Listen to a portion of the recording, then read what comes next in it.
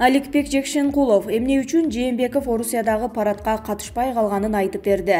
Сооронбай Жээнбековдун Орусиядагы парадка эмне үчүн катышпай калганын калың эл билбейт. Бул тууралуу Кыргызстандын Орусиядагы мурдагы элчиси Аликбек Жекшенкулов биринчи радиого берген маегинде билдирген.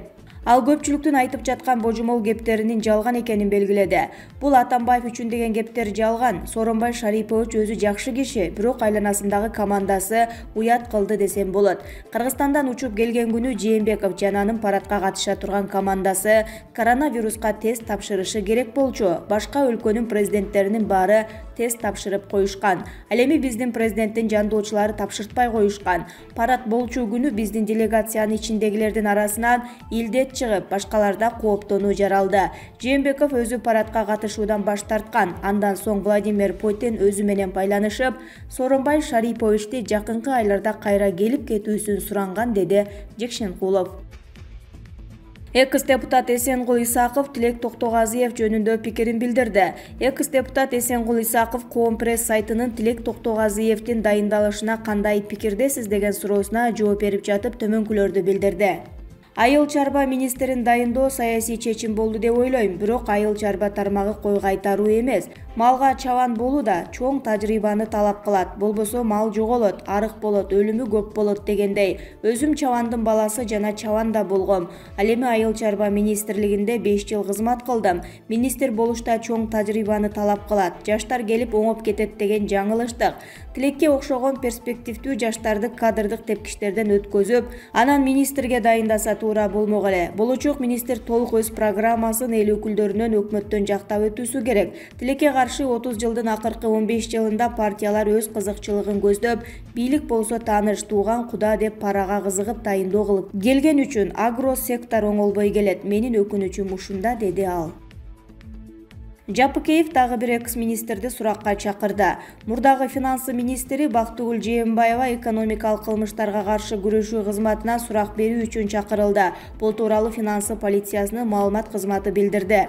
Жээнбаева соттук өкүлчүлүк борборундагы каражаттардын максатсыз корогонуна байланыштуу жүрүп жаткан сотко чейинки териштирүүнүн алкагында суракка алынат деп айтылат билдирүүдө. Эске салсак, Бактыгүл Жээнбаева финансы министрлигин 2018 жылдын декабрь айынан 2020 жылдын октябрына чейин жетектеди. Бүтүн Кыргызстан жаңы бийликти БШКга басым жасоого чакырды. Өкмөт башчы жана президенттин милдетин аткаруучу Садыр Жапаровдун борбордук шайлоо комиссиясына президенттин квотасы менен шайланган 4 мүчөнү чакыртып алышы туура эмес. Ушундай өңүттө Бүтүн Кыргызстан саясий партиясы 22 октябрда билдирүү таратып, жаңы бийликти БШКга басым жасоого чакырды. Билдирүүгө партия лидери Адахан Мадумаровдун колу коюлган. Анда Кыргыз Республикасынын шайлоо жана референдум өткөрүү боюнча комиссиясы жөнүндө мыйзамда БШК мүчөлөрүнүн ишмердигин президент же парламент токтотуп коюуга акысы жок экенин белгилеген. Андан тышкары партия БШК мүчөлөрүн ички иштери министрлигине суракка чакыруу да одоно мыйзам бузуу болгонун, мамлекеттик органдар БШКнын ишине кийлигишүүгө акысы жок экенин кошумчалаган. Президенттин милдетин аткаруучу Садыр Жапаров жогорку кеңешке БШКнын президенттин квотасы менен шайланган 4 мүчөсүн чакыртып алуу жөнүндө кат жөнөткөнүн 21 октябрда айтылган. Бул тууралуу парламенттин жалпы жыйынында Канатбек Исаев билдирген. Ошол эле күнү Ички иштер министрлиги БШКнын мүчөлөрүн күбө катары суракка алып кетүүгө аракет кылган. Милиция муну 4 октябрдагы парламенттик шайлоодон кийин чыккан башаламандыкка байланыштуу экенин айткан. Кыргыз Республикасынын президенттин милдетин аткаруучу премьер-министр Садыр Жапаров 22 октябрда жаңы башкы прокурор Курманкул Зулушевди көзөмөлдөөчү мекеменин эмгек жыяматына тааныштырды. Бул тууралуу президенттик аппараттын басма сөз кызматы билдирет.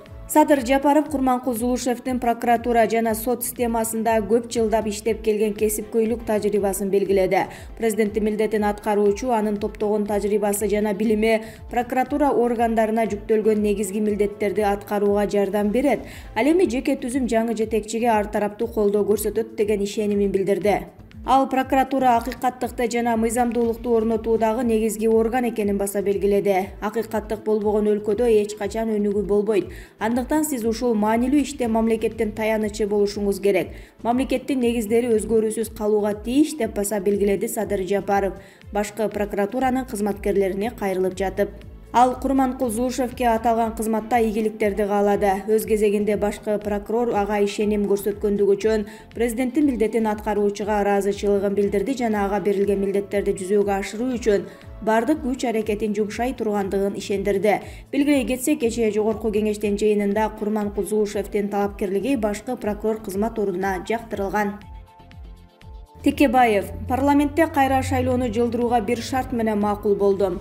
Кыргызстанда парламентке кайра шайлоону жаз мезгилине жылдыруу боюнча өкмөттөн жана фракция лидерлеринен сунуш түштү. Бул тууралуу Атамекен фракциясынын лидери Өмүрбек Текебаев билдирди.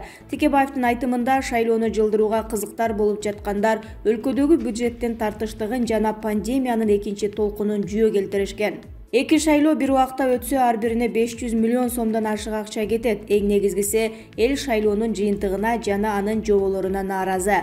Шайлоо системасын өзгөртпөй туруп, шайлоо өткөрүү элдин пикирин эске албагандык болот деп. Парламенттик шайлоону жазга чейин жылдырып, Конституциянын кээ бир жерлерине өзгөртүү киргизели деген сунуш түштү. Мен бир шарт менен бүгүнкү парламенттик башкаруу системасы сакталат. Өкмөт күчөйт. Президент өзүнүн ыйгарым укуктарын жоготуп, аксакалга айланат. Президент түз эле эл эмес, шайлоочулардын коллегиясы аркылуу шайланат деген шарт менен мыйзам долбоорго кол коюп бердим, деди Текебаев. Буга чейин Жогорку Кеңешке кайра шайлоо май айында өтүшү мүмкүн экендиги тууралуу репортер Кейжиге өздүк булактар кабарлаган. Сыймык Жапыкеев Кубанычбек Жумалиевке эмнеге өлкөдөн чыгууга тыюу салганын айтты. Экономикалык кылмыштарга каршы күрөшүү боюнча мамлекеттик кызматтын жакында дайындалган төрагасы Сыймык Жапыкеев Жогорку Кеңештин депутаты Кубанычбек Жумалиевке каршы кылмыш иши козголуп, ал Кыргызстандан чыгууга тыюу салынгандыгына комментарий берди. Жапыкеевдин айтымында ал бул маселеге дароо чекит койгусу келет. Бул жеке өч алуу эмес, коррупцияга каршы күрөш. Мен Жумалиев менен тааныш эмесмин жана ага карата эч кандай кас мамилем жок. Каржы полициясы өлкөнүн ийри чиновниктерине, анын ичинде мурун Жумалиевке каршы козголгон бир катар чуулгандуу иштерди иликтөөдө менин жетекчилигим астында эмес, сотко чейинки өндүрүш иштери козголгон. Кызмат алардын статусуна жана кызмат абалына карабастан мыйзамды бузган бардык ак ниетсиз жарандарга тиешелүү чараларды көрөт деп билдирди Жапыкеев. Маматалиев Абдрахман Мадакимович Кыргыз Республикасынын мамлекеттик кадр кызматынын директору болуп тайындалды. Бул тууралуу президенттик аппаратынын маалыматтык саясат бөлүмү билдирет. Тиешелүү жарлыкка президенттин милдетин аткаруучу премьер-министр Садыр Жапаров кол койду. Шайлоо болбой калды. Депутаттар жайга чейин иштешет. 6-чакырылыштын депутаттары мөөнөтү бүткөнүнө карабай иштешүүдө. Буга себеп өлкөдөгү саясий кырдаал. Кыргызстанда президентти жана парламентти шайлоо боюнча конституциялык мыйзамдын айрым нормаларын токтото туруу жөнүндөгү мыйзам долбоору иштелип чыкты. 22 октябрда ал Жогорку Кеңештин конституциялык мыйзамдар, мамлекеттик түзүлүш, сот укук маселелери жана парламенттин регламенти боюнча комитетинде 3 окууда жактырылды. Бул мыйзамга ылайык өлкөдөгү парламенттик жана президенттик шайлоо конституциялык реформадан кийин гана өтөт. Реформа 2021 жылдын 10 январына чейин болору айтылды. Шайлоолор ошондон кийин гана өтөт. Өлкө бюджетинде 36 миллиард сомдун тартыштыгындагы депутаттар эске алып ушул кадамга баргандыгын билдиришти. Буга чейин 20 декабрга деп белгиленген парламенттик шайлоону белгилөөнү БШК жокко чыгарды. Эске салсак, 4 октябрдагы шайлоого бюджеттен 450 миллион сом сарпталган.